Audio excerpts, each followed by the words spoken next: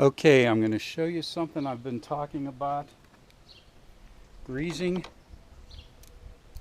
your clutch and brake lever pivots regularly. I explained in one of my other videos that for my Z1 or my Kawasaki Z400, when you just go from neutral down to first, up through sixth, and downshift back down all the way to first gear again, and then into neutral, you're pulling that clutch lever in 10 times. And they don't have a constant bath of oil or grease. It's up to you to grease and clean them. So, first long ride of the year today. I did about, I don't know, it was a tank and a half of gas. I'm going to guess a little over 250 miles.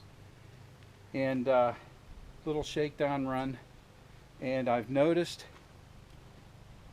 I got a lot of red lights today from high speed.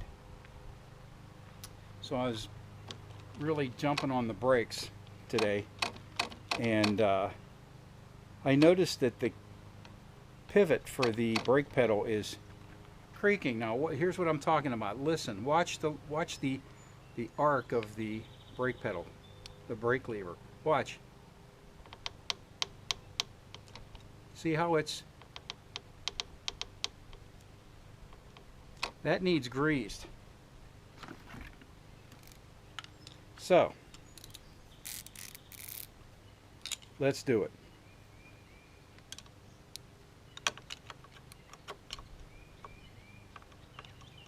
Come on.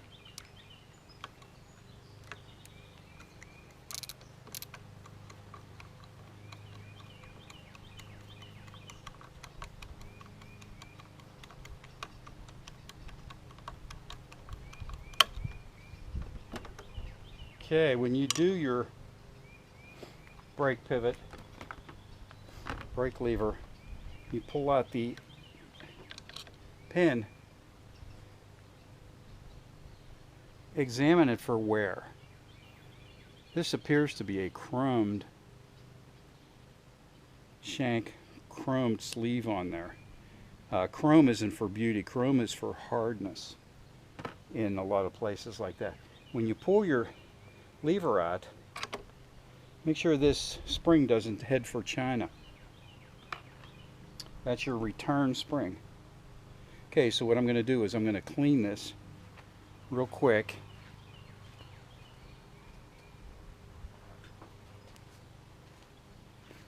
With brake parts cleaner.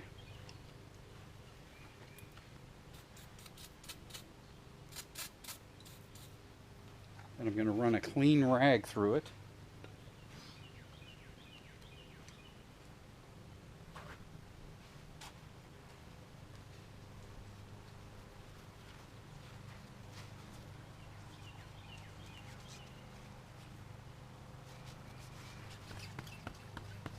And I'm going to clean the pivot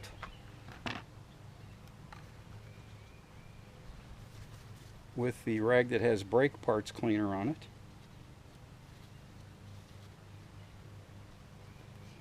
I'm going to clean out the perch.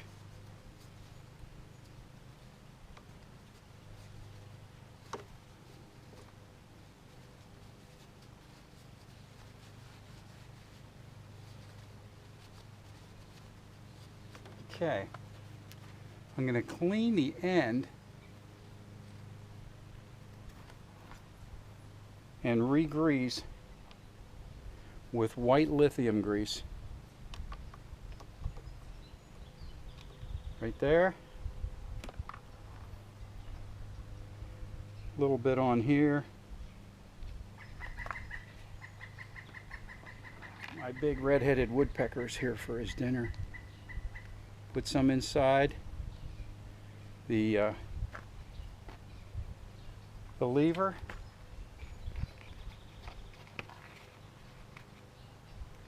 Replace the spring.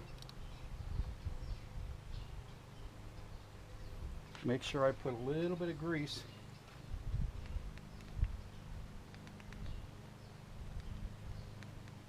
because this these two surfaces here pivot inside the perch. Okay, I've got everything ready. Now I have to make sure that spring goes into that hole right there.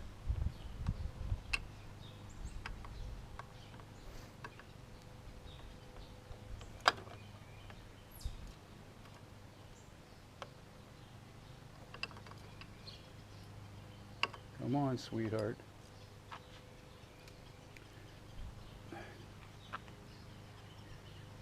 Let's get that in there.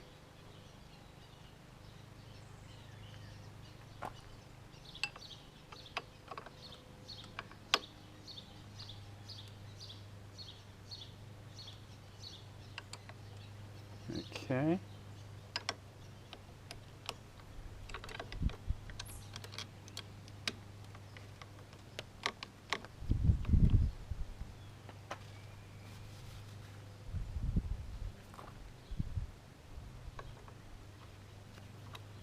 Tighten this pivot bolt up.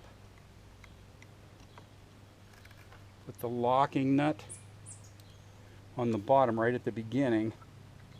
That way, as you're turning this in, it will also screw itself into the lock nut.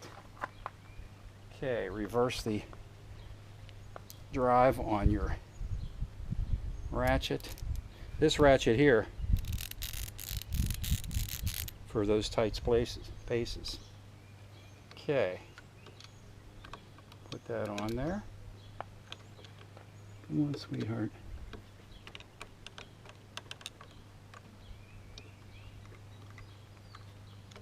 Okay, that's snug.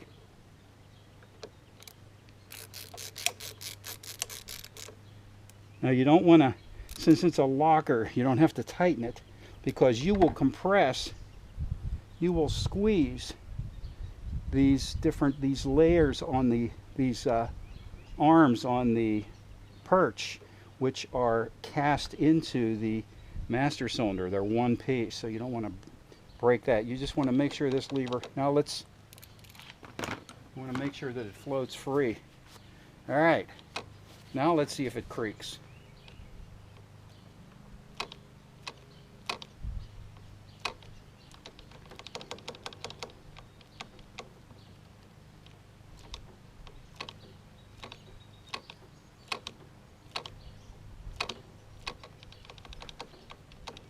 Work the grease in.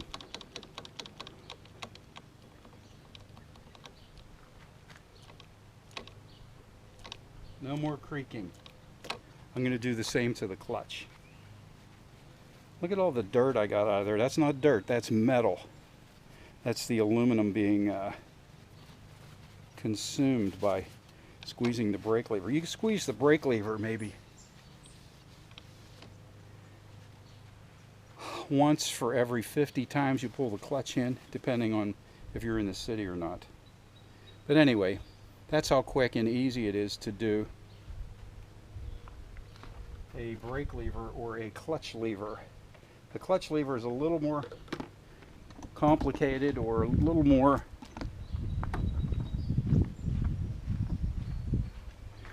to it, because it has this brass bushing in there that it pivots on, that it like has a push rod that goes into the master cylinder. Now that's going nice. I'm still gonna take it off today and grease it while I'm greasy. But anyway, today was a beautiful day to ride here in, I think it's the Sunday after Mother's Day, 2023. And it ran fine. I was in the mountains along Route 22, east of New Kensington, or was it Katanning? It was east of Katanning, headed towards Punxsutawney. So I was crossing the Appalachian mountain ridges just north of Johnstown, and it was working today. I I kind of felt like I should downshift to fourth at 70 mile an hour because I could feel the engine working. But, and we stopped and had really good barbecue at Clem's Barbecue on Route 22 there in Blairsville. But saw lots of bikes today, maybe a couple hundred. When I got home, I cleaned the windshield of the bugs. A lot of bugs on there. Whenever you clean bugs, I think I've mentioned that I only use this stuff on my bikes, Honda Spray Detailer. But when you do a bug, spray that stuff on and let it sit to soften it up. This bottle's almost empty, but now I'll leave that sit on there. And that should soften that thing up so that it comes right off. So what else do we got going here? I had checked everything over the past couple days before I headed out today. Tire pressures, fork air pressure, which is, I run them at 7, which is the max, and I run 20 in my shock. And did little things like upgrade my toolkit. Have it in a new bag. This one here is big mouth on it, so I can get tools out without dumping them on the ground. My first aid kit right there. And I carry these bags because when I see an apple tree, I like to bring home apples. And if I like to bring home corn, sometimes the farmers are out of plastic bags. But it was a nice ride today. I can't get my backrest to stay up. I have it tilted forward so much that it's slightly heavy in the front. But I'll figure something out. I got to figure a way to have that stay up. It's a little bit of a pain. And I took my antennas off. I mentioned that in a video. Where do they go? They go right here. The brackets come out, and then the antennas on both sides. I don't turn my radio on. I never did on any of my motorcycles. You can't hear it anyway because of the wind roar, and you got your helmet on, and you'll have it so loud, you know, and then it's all commercials unless you have a CD. But I just don't listen to it. So I took the antennas off, and what do you think? I like the clean look. I like the clean look without the antennas.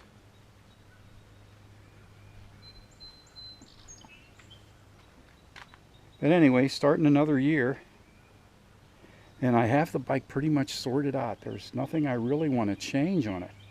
I did try a 13-inch windshield. This fairing does a lot of wind and weather protection, and that makes it a little bit uncomfortable when the temperature gets above 85. So I thought, you know what, I'll buy a short windshield for it. But the helmet buffeting that I encountered with that new windshield, it comes around and it reconverges right around the back of my head. My head was getting moved around a lot by the wind with the short windshield. Now maybe I should try a 10-inch. That might work better, but the 13-inch, I took it off after a couple days. That wind just banging my head side to side was, I didn't want to put up with it. The 19-inch, I think, which is the standard shield, I'm sure Yamaha experimented, you know, moving that thing probably a millimeter at a time to come up with the best overall windshield height. And the stock windshield is tough to beat. at least from my height. I'm 5'10", and that seems to be the best height for me. It still starts right up even after sitting. And when I pulled into the gas station today, before I pulled into the gas station, I switched the petcock to reserve. I figured that the gas is all blended and, you know, jumbled around so that it mixed with whatever was laying in the bottom of the tank, which when you get water in your gas tank, that's where it's laying. If you were able to look in there with a camera, you would see these little blobs that look like mercury, but they're not silver like mercury, but they act like mercury, and they're laying in the bottom of the tank. And methanol is alcohol based, and it absorbs water through the breather. Well, you wonder, how does it get in there? Well, there has to be a breather, because as you're sucking gas out of your gas tank with your electric fuel pump, or even gravity feeding your floats, your carburetors, you have to make up air has to go in there. It has to be able to equalize the pressure in there. So in comes air, in comes water, in the form of condensation, and it collects in there. So you have to switch your petcock to reserve every once in a while. Well, why do I have to do that? The reason you want to switch it to reserve on your way to a gas station, like if you're a mile away, you want to flip it to reserve so you don't get a big concentration of water in there, because you may run out of gas 100 miles from a gas station or 50 miles from a gas station somewhere, and it really doesn't matter how far from the gas station you are, but you may be out there alone at night and you flip it to reserve because you didn't get gas. And what you'll get is a big blob of water if you let it build up over time.